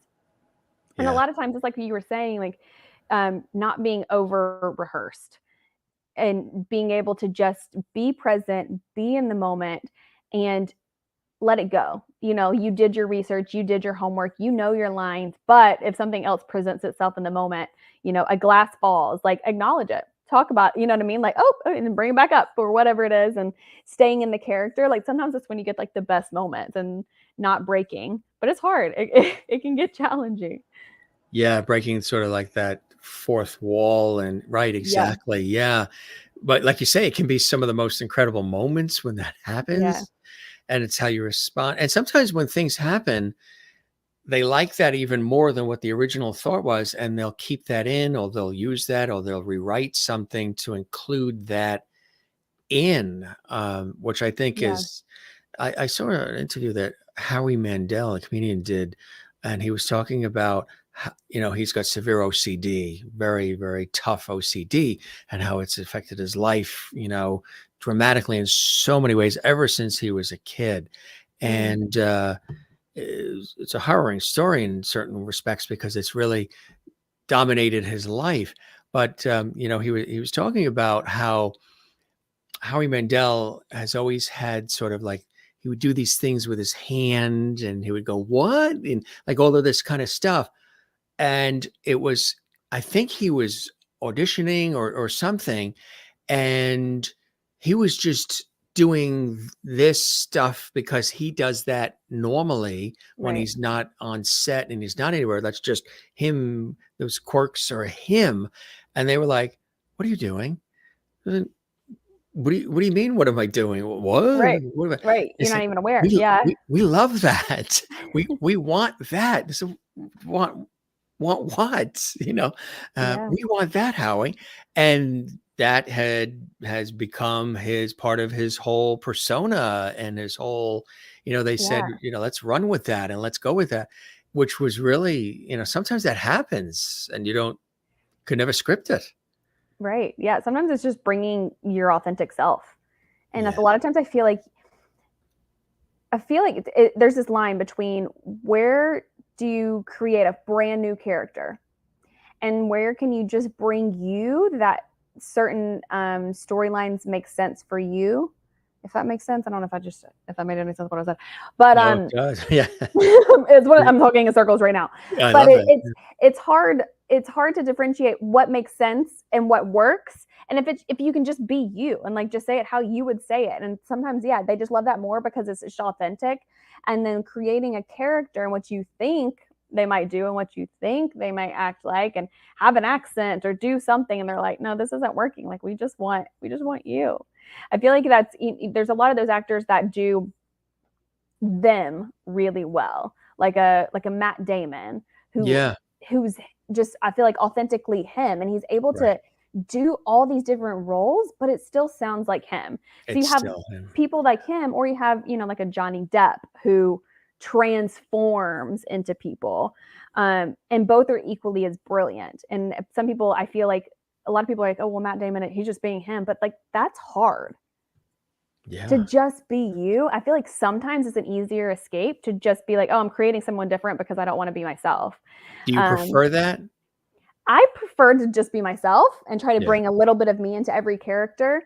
There's something fun about creating, don't get me wrong, Yeah. but for what was worked for me so far, um, I haven't done a character so far where I've had to physically change Right. anything, like playing a witch or a goblin or something like that. I think that would take, I would want to find like an accent or something like that. Just all my characters have made sense for me just to kind of use my natural speaking voice and things like that. But I did do the film, which was the one in the bathtub, Danger in the Spotlight, where she's crippled from the legs down, so she's in a wheelchair. So that was fun. Is just taking out the element of walking and adding in something else, and wow, how that like trains your brain. Because I Mhm. couldn't rehearse with that. I just had rehearsed when like I was at home. I was just rehearsing like, sitting down and not being able to like transfer my weight, back and forth, and just different things like that. You have to be still from the waist Yeah. down. Like it's just Right. changing that little thing. It's like, oh, okay, how would she do this? How would she do that? Um, I don't know where I was going with this, but we were talking about a lot of different things. Yeah. But Right. I like to bring myself to the character if I Right. can, if it makes sense and it serves the character. Exactly right. Yeah. Good, good answer. I love that answer. Couple of questions here. I think Merlin in Canada said she's asking, "Do you ever take your puppy with you on location?" I do. Well, I actually had I had a peekapoo. She was in actually the film Christmas Together. She passed away last year, but I used to take her Okay. everywhere. She was a little pup. And then my dog right now, he's sleeping, but he's right here. He's a little bit bigger. That's not her, but she plays the older dog in the film. That dog had a couple different films. I mean, that film had a couple of different dogs. Wow. And I was going to say your dog had a couple different films. Wow, that must have been a union she's a dog. celebrity. She's a I was going celebrity. to say. No, she was fabulous. And but no, Yeah. my dog right now, he's sleeping currently. He's too big to travel on set. But he's great. What kind of dog? He's a Labradoodle. Buddy is Oh sleeping. yeah, Buddy, come here. yeah. See if I can Oh, get they him. if he pops in, this audience loves that. They Buddy. love No, he's out. He is animals, out. and they love if you talk food. You got them. Oh, Which I love yeah, both. all of the Yeah. above. Buddy is Yeah, sleeping. Oh, he's awake. You want to come say hi? Come yeah. here. Come on, Hey, buddy. come Come on, the on. Jim Masters show. Join the Lovity, He just Lovity he buddy. I don't know if he's gonna come here. Buddy, come. Oh, here he comes. Come It's on. coming. It's coming. Here he comes. Come It's coming. on. Here it is. Oh, well, he just decided to lay down, but there he is. He's like, "What did you Say call me for? What do hi. I have to do And now?" he's like a grumpy old man when he wakes up from his slumber, like his hair is all a mess. He's gonna say hi to everybody. Yeah, he's 9. So he's a perfect Oh like yeah, little old man snoozy yeah. dog. Past the terrible twos, Oh, right? for sure. It But just he still gets the runs in. He still goes crazy. Like he'll just get this random burst of energy and we're like, whoa, where'd that come from? where'd they come from? Yeah. And then he'll just want to chill again, which is my favorite. Like, let's just sit and watch a movie, chill. So he's going to go back home to Alabama with you for Christmas, right? No, well, technically he's my boyfriend's dog, but he's mine. hmm Yeah. Oh well, And so he'll go with him yeah. because he's too big to And fly. he's there. He's from California. The My boyfriend. boyfriend? Yeah. Yes. So Yes. the dog will be there. Yeah. That's. Yes. I claim him, But but he's technically not mine. let's see. Once you show, yeah. Hi, buddy. Adorable. Oh, what a He says sweetie. thank You know what I you. mean? He says thank you. Yes, he's just snoozing. He's Now he's just. excited that he's actually able to come over here because sometimes he gets in these interviews, he'll start barking or he'll want to be too much a part of it. But he's been good for this one. He's been really good. Here's one too. This one, women. There are monsters everywhere. People probably remember you in this one here. Michael Simon Hall in this. What a hmm great cast. Yeah. Yeah. So that one was shot in Florida. This one's a really cool thriller Yeah. where I play a hostage who has been held captive for many years. I don't remember the exact number off the top of my head, but she's been held captive for many years, falls in love with her captor. And I don't want to give away too much if you haven't seen it, but it's a fun one. If you love those types of thrillers, it's definitely one to check out. It's called Women. I believe you can get it almost anywhere and watch it. Yeah. There's another one too, Deadly Mile High Club. Yes. Yeah, that one was that's actually the film I met my boyfriend, Mark Herman. It was that film. Was Yes, that film really? he played my husband. Yeah. Oh, so that's him in there. So when they watch That's that now, him. because you know they're Yep. gonna go digging to watch Yes, that. go dig and watch. That's That's her husband gang. There you go. that's he played my husband. So we actually shot 2 films together. We did that one and we did Christmas together. And then Oh, that's right. Okay, yeah, right. yeah, and Yeah. then a couple years went by and we just kind of reconnected and yeah, now we're together. See? See? Yeah. No, And he's a with sweetie. He's and great. with Canine, which And is now we really have Buddy. Yeah. Well, it was his, like I said, he's 9, so he's had Buddy technically, it's his, but Buddy stays with me. look what we dug up. Yeah. I love him. Ah, No. ah, That's a wow. cute one. That's Dude, a from cute the one. beginning in Birmingham, she was the talk of Birmingham back then. Oh, yeah. Um, Let me tell you. what would Anna Marie of now say to that little girl, Anna Marie there? Oh gosh, that's so deep. Um, Sometimes we go deep on the Jim Master yeah, show. you do. You do. I love it. You know, it's so there's such like a young innocence there, and like she's so hopeful and ready, and it's just like keep going, keep pursuing it because like you'll get there, and you'll be living out your dreams. And the moments that you think that you're not going to, they always surprise you, and they turn around, and it always ends up working out in the way that it was meant to. So just keep going. That's it, Thanks, right? Kathleen. Yeah. Don't give in, don't give up, and it'll be Yeah, okay. And right? yeah, yeah, Now, were absolutely. you in any commercials or any modeling or anything early on at that age? No, not at that age. I I could have started, I could have yeah. seen you in commercials, you know? No, my parents let it be my decision that I wanted to, start in the industry, which I Perfect. really respect because I understand now why. It really has to be the kid's decision. If not, Yeah. Yeah. it's not gonna work. You know, Right. because it is a business. And at 13, I had to understand that I was making money and people were paying me to be on set and on time and professional and prepared. So you You knew know, that early. Yeah. yeah, so you've got it. The kid has to be 100% on board. I do not I discourage against, parents just throwing their kids into this. Like it has to be a conversation. They have to understand really what it takes and what it's because there's a lot of things I missed growing up. I missed proms and homecomings and a lot of these like normal activities, but it's because I saw the bigger goal. I understood why. I was out in LA, I was auditioning, I was rehearsing, I was training, like there was a reason why. Yeah. And at the time it is hard for a kid to understand like, oh, but you think those are such huge moments in your life that the prom, it's like your life's going to be over if you miss prom, and it's like I went to one and I don't care, so it's just those moments that you have to have that mindset and that like the professional ready go getter energy at that age where it's not going to work, or just wait until you're an adult because yeah, I see so many kids that get burned out. Me too. They're Yeah. it's just yeah, there's a lot. And The child it's like actor syndrome where right, and it's exactly. Well, hard. we It's just saw hard. it well, he wasn't a well, he did some acting too. Yeah, he was in some of the earlier some Disney stuff, but Aaron Carter, the singer, Yeah. she was just like on fire, with his music and everything else when he was a kid and everything, but Right. didn't have the foundation and what he needed early on to transition from that child superstar to then everything else. Yeah. And unfortunately, as sad as the story is, you see it happen more often than you'd like Yeah. to. Yeah. Yeah, it's really ruthless. It really is. At the end of the day, and you have to really love it, and you have to have a good support system. You have to have whether that's your family, whether that's a really good group of friends, whether that's therapy, whatever it is, you really have to have a good support system because I can see how it's just so easy to get in this dark hole of, you work all the time and then you have a month or two that you're off and nothing's happening, that where you're just in your head and your own thoughts, and it can spiral down with anybody, any job. You can just kind of get in these spirals in life, and it's so important to have.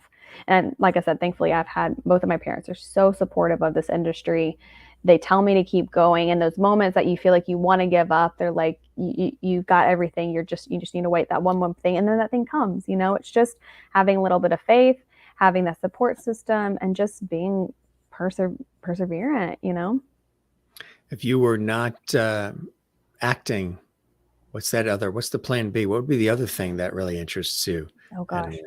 Marie? Well, if it wasn't I would say not in entertainment, because there's a lot of stuff. Let's just keep it in the normal 9 to 5 world. Yes. I love interior design and architecture. Like, I've always wanted to do that as well. Oh, me too. I studied that before I went into this Oh, industry. cool. Yeah, early Yeah, on I in love it. school. Yeah. And then the funny thing was, well, I got shut down really quickly, but I thought I wanted to be an archaeologist because I watched National Treasure and Jurassic Park and all those things. And I was like, that looks like so much fun. I just want to go search for treasure and like dinosaur bones. So when I went to college, that's what I had I got a scholarship in dance, but I wanted to double major. And so then I took my first ancient Chinese history class because I was like, that sounds cool. Whoa, nope, not for me. A little heavy, yeah. That was a lot. It was a lot of work. So I was like, okay, this isn't my jam. I like I'll be in a National Treasure movie. Like, let me do that. There's not, yeah, that's what, yeah. But I thought for a moment I was going to be an archaeologist, which is really funny. But kind of cool, huh? That the sciences interest you, don't they? Oh, it's great. I wish I just don't have that passion behind it to really have studied all the history. There's just so much work behind it. I just didn't have the passion I thought I did. I love to like learn about it and watch about it. But for me to actually sit there and read a history book about it all was not my jam. Yeah, right. I tried though. Yeah. So what are some other things that you're excited about that are coming up? You got a lot in the offing here, huh? In the new year too? Yeah, Cool. there's a couple. I have a couple films coming out, a couple in the works that are being written or producing. I have a handbag line as well, so You I'm do? working. I do. I have O'Farrow handbags. It's an anti-theft handbag line. It's beautiful. Working on the second line right now, so Cool. that should be coming out in the spring, early summer. Where can So people busy. find that if they want to, Yeah, get O'FarrowHandbags.com. So OFFERO, O'FarrowHandbags.com. You can see our first line. We're almost sold out of the first line, and so the second line is coming. It'll be coming this spring or early summer. But it's a really cool technology. It's all anti-theft handbags. So they have locking zippers, so you can zip in, lock it closed, and customize the combination lock. You can take off the handle and wrap it to a stationary object. That way you can leave the purse and go do whatever you need to and come back to it. It has RFID lining so that we can't get electronically pickpocketed. And it has slash proof lining to where you can't come by and get bag slash, which is a huge thing in like European countries, is to get bag slash. So yeah, so O'Farrow handbags, if you're interested, go check it out. It's amazing. Are you involved in the designs too? Oh yeah, from beginning to end, the whole deal. My mom and I, we actually do it together. Like I told you, me and my mom we do everything together. That's fantastic. Yeah, so we're very busy in that. We're in the design. We're almost finished with the samples. So once the samples get finalized, they'll be sent off to development, and then there we go. That's very exciting, huh? Yeah. And for those who didn't know that she's involved in that world too, huh? Yeah. That is really, really cool. Amazing stuff. Yeah, I tell you, you really, you're all in and you're brilliant at what you do. And it's easy to see why so many people want to work with you and they want to bring you into the fold. You really care about what you do. You have fun with it. And that's cool. That's really what it's all about. If you're not having fun with all of this craziness, then it's time to move on to other things. What are some of those continued blessings and joys in your life, Anna Marie, that keep you going and forge you forward, creating all this art for all of us? I feel like it changes. Sometimes it could be a story that I really am excited about that I want to tell. Sometimes it's a new character that I haven't been able to play. Sometimes it's new people to work with, new connections that I'm making. That's exciting. Sometimes I look forward to the downtime. that I don't always get to have, but I do get to look forward to that. Like over the holidays, I'm excited to go home and see my family and reconnect and see my grandparents and cousins and aunts and uncles. And two of my cousins are pregnant, which is exciting. And so there's just a lot of, Oh, wow. little things that you're, Congratulations. Yeah. yeah. So yeah, two of the five girl cousins I have are pregnant at the same time. So Wow. it's fun. Them going on their journeys together. So Yeah. it's the little things. I feel like with everybody that just kind of keep you on edge and keep you going forward and keep pushing along on this train we call life.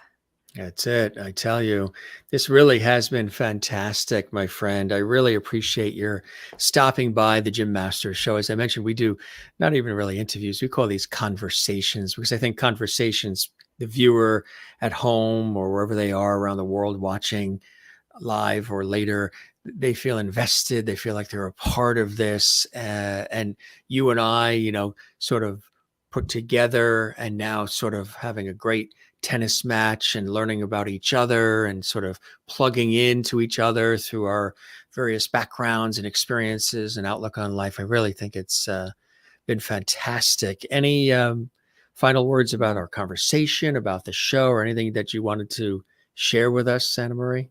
No, it's just been amazing to meet you. I've heard so many great things through David and Nancy. So thank you so much for having me on the show. And I love what you do. And to all your lovedies, is that what you say? Yes, the Lovedies. Yeah. Thank you all to all the love from the lovedies for watching and tuning in. It's been amazing. That is fantastic. I want to just show you, and I appreciate that. Merlin says, Anna Marie, you have been a pleasure. Good luck on all your future endeavors. Merry Christmas to you and your family. Oh, thank you. You too. And Sherry Larson, Merlin's in Canada and Sherry is in Kansas, USA. Thank you, Anna Marie, for being here with us. What an amazing career. Please come back soon. Oh, absolutely, gang. We're going to keep I would love to. we're going to keep the porch light on for her. Yeah. Tim had a quick question. What is your favorite type of dance?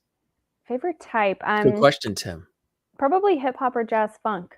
Those are my two. Yeah, I love it. I love the fast pace, a lot of energy. He says you deserve a lot of love and support forever. Oh, thank That's you, Tim. great. Thanks, Tim. We always say there are Oscars, there are Emmys, there's Grammys, Tonys, Peabodys, Tellys, all these awards.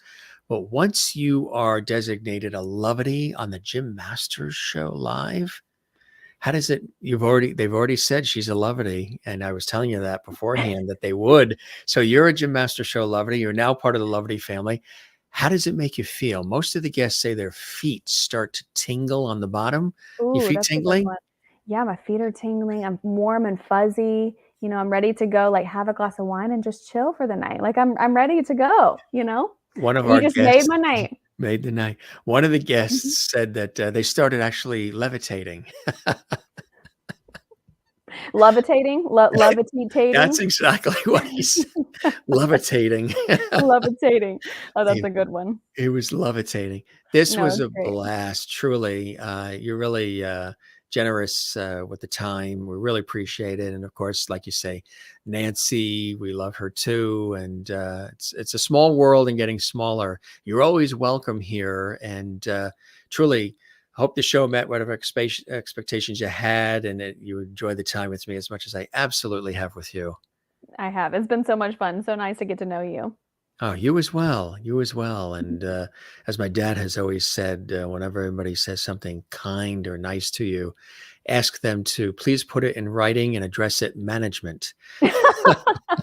I'll do that right away. That's right. I'll tell my team to send it to your team. That's exactly right. That's and Ms. Pat in Texas says, wonderful interview. I wish her a great career. Thanks, Ms. Pat. Thank you. Appreciate that. Kathleen in New York City. Thank you, Anna Marie, for being here and sharing your life with us. Good luck in all you do. Jane, who's watching in Sweden. Thank you, Anna Marie, for being here tonight. Thanks, Jim, and Merry Christmas. Oh, thank you all. Absolutely. Good stuff, gang. Thanks so much for being with us. Did you already eat or do you still have to eat? Oh, it's still early over here. It's not even 6 p.m. yet. So okay, good. So you're dinner time. It's dinner, glass of wine, chill, but maybe even put on a Christmas movie. Gee, I think there's a few out there I think there's some out there that I should check out. Yeah, that's it. Exactly. And again, congratulations on everything. We Thank just you. really scratched the surface of the amazing things that you've done and continue to do. Of course, look for her in A Royal Christmas on Ice on Great American, GAC TV. That's a fantastic one. Everybody's been raving about it. And we learned a little behind the scenes.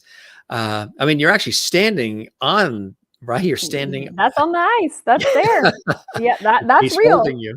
Yeah, he is. Yeah, he really is. He was way better than me. Yeah.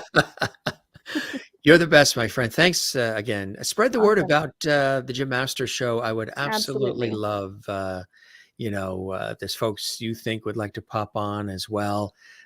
You're a real treat. Merry Christmas and all the best for the holidays and a phenomenal new year to you and your family. And we'll stay in you. touch and we'll have you back on. Hopefully we'll, since we know all these people, maybe we'll be on the same set or same zip code at some time, East Coast, West There you Coast. go. You Yeah, know, we could do a group interview. That'd be fun. that would be awesome. Yeah. Merry Christmas. Be well. Awesome. And thanks for Jim. joining us. This was Thanks so awesome. much. You take care. You too. Bye-bye. Bye-bye now. Anna Marie Dobbins joining us here live and direct from Los Angeles, California. Wasn't this an awesome conversation? Absolutely. Check her out here, there, and everywhere. And of course, she talked about the pocketbook line and everything else. Isn't that cool? I bet you didn't know she had that. Yeah, she and her mom. What a wonderful, terrific, spirited relationship she has with her mother, which is a fabulous source of, her whole family, but her mother, especially with that source of inspiration early on for her. Brilliant actress, choreographer, dancer extraordinaire, great sense of humor. She loves humor as well. She shared a lot of wonderful things, about her passion, about how she does what she does, why she loves her craft so much, and why she loves those who really appreciate what it is that she does. You know what I mean? And she likes to have a good time too. We had a lot of laughs on this episode and on the Jim Masters show, where we've done hundreds and hundreds of shows. Since we're live, you never know what's going to happen. You never know what happens. And I kind of like that. And nothing is scripted. There are no pre-planned questions. Sometimes people will come on, especially if it's through PR or something. Do we have to send you all these questions? I'm like, no. I mean, if there's a couple of questions you want to ask, sure. But generally, we're going to have a conversation. It's kind of old school, a little bit like Johnny Carson, Regis Philbin, Dick Cavett, some of those legendary hosts, but with a modern vibe, modern twist of today, with tremendous guests that come in from Broadway and Hollywood, television, film, music, stage, culinary arts, sports, comedy, inspiration, all of life. And with our international audience who's so appreciative of what we're doing, like Jane watching in Sweden, where it's 2:50 a.m. and she's always here. We love you guys so much and we thank you. Give this episode a thumbs up on the YouTube channel, Jim Masters TV, and leave a comment on the channel. You guys have been really on fire, and the JMS lovely chat room there, all these comments. We would try to sprinkle a few of them on the screen here. Thanks for all the love and support. Anna Marie appreciates it as much as I do. Sherry Larson says, thank you, Jim, for another wonderful show. We're so lucky to have you every evening. We appreciate all you do for us. Sherry watching in Kansas, USA. Thank you very much. We love it too. I love, turning on these lights.